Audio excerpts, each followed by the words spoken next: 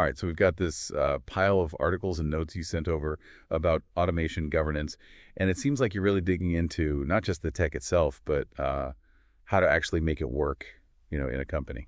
Yeah, for sure. I think you've hit on something that a lot of companies are realizing.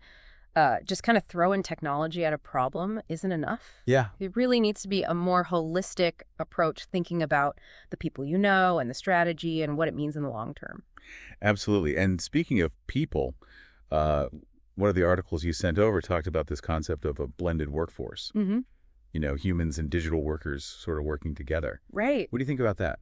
It's fascinating. It really changes how we think about automation in a way. It's Yeah. not about, getting rid of jobs. It's really about how work gets done. And so governance in that sense is more like designing the playbook for how that collaboration happens. Yeah. So imagine a future where AI is doing all the boring, repetitive things, and then humans are free to focus on problem solving and strategy and all that. Makes sense. But, a lot of people, they hear automation and they just think robots are taking over. Right. How do we deal with that fear? Because it's understandable. It really comes down to communication and transparency. I think one of the articles mentioned a company that implemented automation really well, and they did it by involving employees right from the start. They had workshops, they explained how the technology worked, they talked about, how jobs might be impacted, and they even offered training programs to help people, transition. Oh, wow. I like that approach. Yeah, so being honest and open about it can go a long way. Definitely.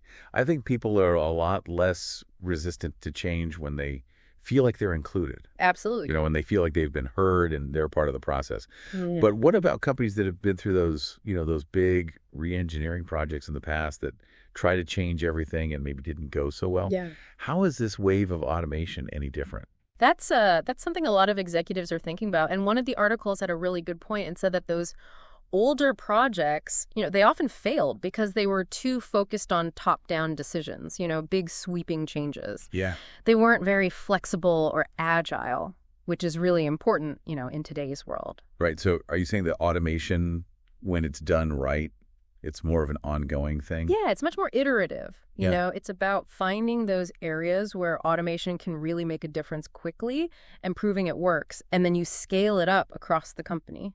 Okay. It's kind of like building a house. You don't build the whole thing all at once. Right. You start with a strong foundation and then you add each part carefully, step by step. I like that analogy. It's about building trust and, showing results as you go. Exactly. And it's also important to remember that automation isn't a one-size-fits-all thing. Right. Every company has its own unique, needs and challenges. And that's why it's so important to have a good governance framework in place to guide the whole process. So speaking of the technical side of things, one article really caught my eye. It was questioning whether this cloud-first approach that everyone's talking about is actually the best way to do automation. Yeah.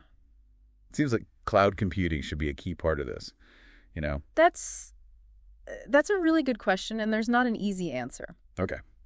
While the cloud offers amazing scalability and flexibility, it also has some potential drawbacks like latency issues, Yeah. And security concerns. And then there's the challenge of integrating with older systems that companies already have in place. So it's not as simple as just saying cloud is always better. Right. It really depends on the specific needs of each company. Oh. One article actually talked about a company that moved their entire automation system to the cloud, and then they ran into problems because of lag. Oh. They ended up using a combination of cloud and on-premise systems, depending on what worked best for each task. So it's all about figuring out what your specific needs are and understand the trade-offs and making informed decisions.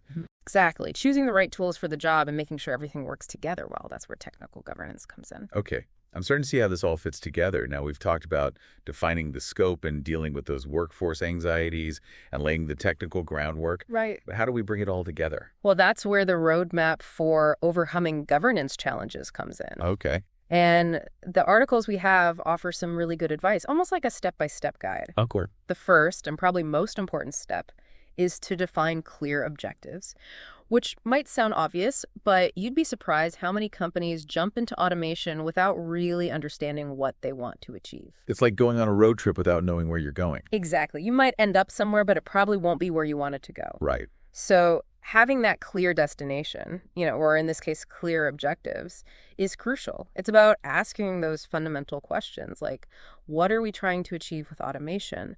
How will it benefit our company, our employees, our customers, So it's about connecting automation to the bigger picture, the overall strategy. Exactly. It's about making sure your automation efforts are aligned with your strategic goals and that they're actually driving real value for the company.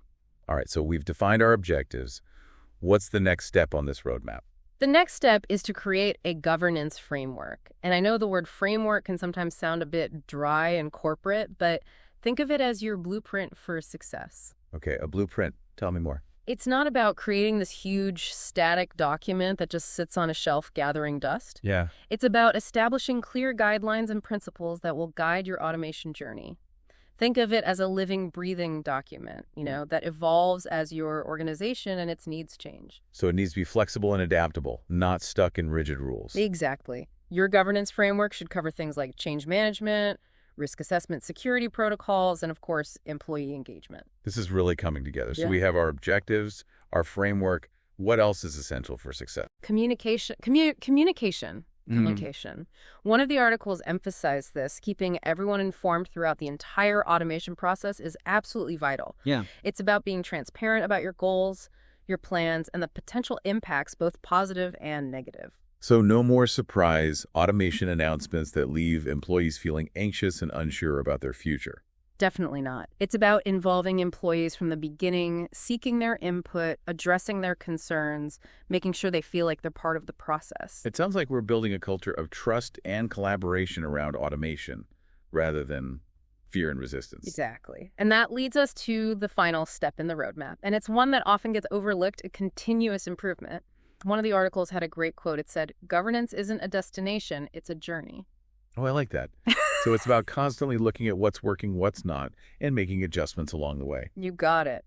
It's about using data feedback and real-world experience to refine your approach, optimize your processes, and make sure your automation program is delivering maximum value. This has been really insightful. We've covered so much, from setting objectives and building a framework to the importance of communication and continuous improvement. I'm really starting to see how all these pieces fit together to create a truly effective approach to automation governance. I'm glad to hear that. And it's interesting because one of the articles pointed out that while we often focus on the technical aspects of automation, the human element is just as important, if not more so. That's a great point, and it's a perfect segue to our next segment.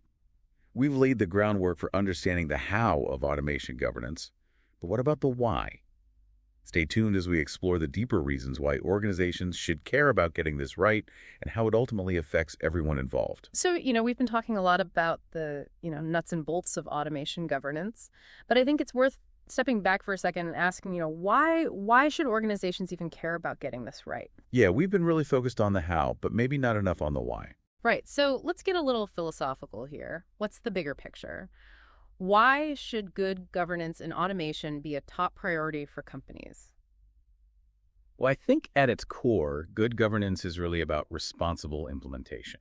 It's about recognizing that automation is powerful, but it can also have unintended consequences if we're not careful. Yeah, like all those stories you hear about AI bias or, algorithms that end up reinforcing inequalities. Exactly. And one of the articles actually highlighted a study that showed that companies with strong governance frameworks, they were not only more successful with their automation projects, but they also had a more positive impact on their employees and on society as a whole.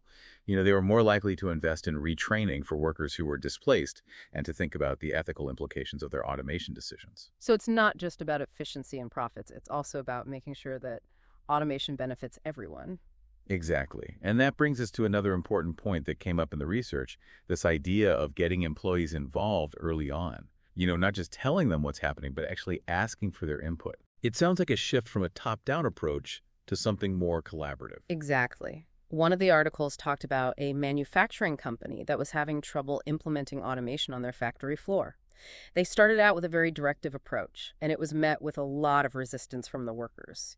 They felt like their jobs were being threatened. Yeah, I can see the change is scary, especially when it involves something as potentially disruptive as automation. Absolutely. But then the company decided to try something different. They actually brought the workers into the design process. They asked for their ideas on how automation could be used to make their jobs better, not replace them. Wow, so they basically turned it around and empowered the workers to be part of the solution. Exactly. And the results were amazing. The workers not only came up with some really creative ideas, but they also became big supporters of the automation project. They felt a sense of ownership because they were involved right from the start. I bet that had a huge positive impact on morale and productivity. Absolutely. It's a great example of how good governance is about so much more than just rules and regulations. It's about building a culture of trust and collaboration and shared responsibility. This whole conversation reminds me of something else, that one of the articles emphasized the importance of connecting automation goals with the overall business strategy. Right. That's another crucial element of governance. One article actually talked about how some companies tend to jump on the automation bandwagon without really thinking about how it fits into their larger strategic objectives. So it's like buying the latest gadget without figuring out if you really need it or how you're going to use it. Exactly. And that can lead to a lot of problems, wasted resources, misaligned initiatives, and, ultimately just a feeling of disappointment with automation. It's important to remember that automation is a tool, and like any tool, it needs to be used strategically with a purpose. So before you even start thinking about which processes to automate or which technologies to use, you need to take a step back and ask, what are we actually trying to achieve as an organization? And how can automation help us get there? Exactly. And that's where having a strong governance framework is so important. It helps you make those strategic decisions to prioritize initiatives and to make sure that your automation efforts are actually creating value for the company. It seems like data plays a key role in all of this. We keep hearing about data-driven decision-making, especially when it comes to something as complex as automation. You're absolutely right. Data is essential. And it's not just about collecting data. It's about analyzing it, understanding it, and using it to make smarter decisions. One article described a case study where a company used data to identify a problem in their automated customer service system. They had implemented a chatbot to handle basic questions, but it was actually causing more problems than it was solving because it couldn't handle more complicated issues, and it was frustrating customers and leading to more calls. So even though the intention was good, it was actually making things worse. Exactly, but because they were tracking the data, they were able to spot the problem and fix it. They ended up combining the chatbot with a human support team so customers could easily talk to a real person if they needed to.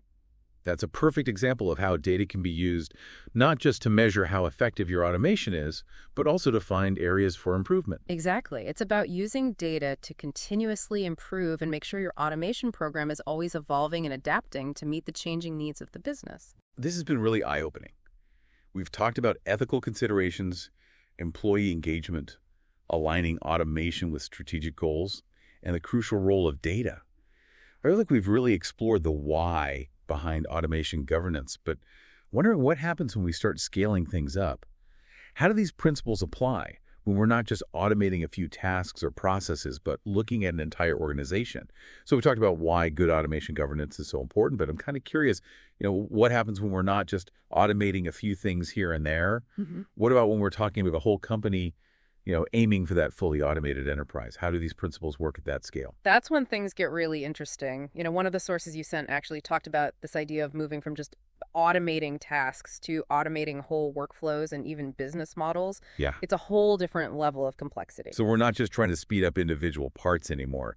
It's like rethinking the entire way the company works. Exactly. And that means our governance framework needs to be even stronger and more adaptable. We're not just making sure robots don't go off the rails. We're making sure these whole systems, all connected together, still work with human values and company goals. One article even used this phrase, living, breathing governance framework. Well, what does that actually mean, like in real life? It means ditching the rigid rule book and being more agile, One company they mentioned actually created a whole team dedicated to governance. Oh, wow. They're like the central hub for all the automation stuff, setting standards, tracking progress, and making sure everything aligns with the overall business strategy.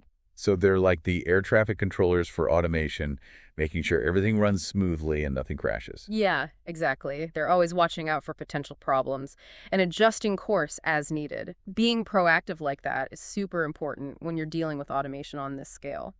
And I imagine having a clear vision of where you want to end up is really important too. Oh, absolutely. Otherwise, you're just automating for the sake of it without any real purpose. One of the articles actually had this case study where a company jumped into automation without a clear plan. They ended up with all these separate systems that didn't really work together or achieve their goals. It was really expensive and frustrating mess. So before even starting to automate, a company needs to ask, What kind of future are we trying to create here? And how can automation help us get there? Exactly. It's about being deliberate and strategic. Yeah. You know, automation shouldn't be the goal in itself. It's a tool to help you reach your goals. Right. And it sounds like getting people from all across the company involved is super important when you're figuring out that vision. For sure, it can't just be the IT department or a few executives calling all the shots. Yeah. One of the best examples I saw was a company that put together a task force with people from all sorts of departments, operations, finance, HR, marketing, you name it. So they had all these different points of view represented. Yeah, exactly. It's important to understand the needs and concerns of everyone who will be affected by the automation. Makes sense. And it sounds like communication is key all along the way. Absolutely. Keep everyone in the loop about progress, challenges, and opportunities. Create ways for people to share their feedback, their concerns, their ideas. So it's about making automation feel like a team effort, not something that's being forced on people. Exactly. And this is all an ongoing thing, you know? Yeah, right. The world of automation is always changing, so your governance framework needs to be flexible enough to adapt to new technologies, new challenges, new opportunities. We've covered a ton of ground in this deep dive. Yeah. From defining the scope and addressing those anxieties that people have to the importance of strong governance and having a clear vision. Yeah. I feel like I have a much better grasp on what it takes to approach automation in a way that's responsible and effective. I'm glad to hear that. And remember, it's not just about avoiding risks. It's about harnessing the amazing power of automation to create a better future for all of us. Absolutely. So as we wrap up, what's the one thing you really want our listeners to take away from this conversation? I think the most important thing is to remember that automation is a tool. It can be used for good or for bad, and it's up to us, the humans, to make sure it's used ethically, responsibly, and in a way that benefits everyone. Good governance is how we make that happen. That's a great point to end on. We've explored the how and the why of automation governance, and in the end, it all comes down to human choices and human responsibility. Thanks for joining us on this deep dive, and we'll see you next time.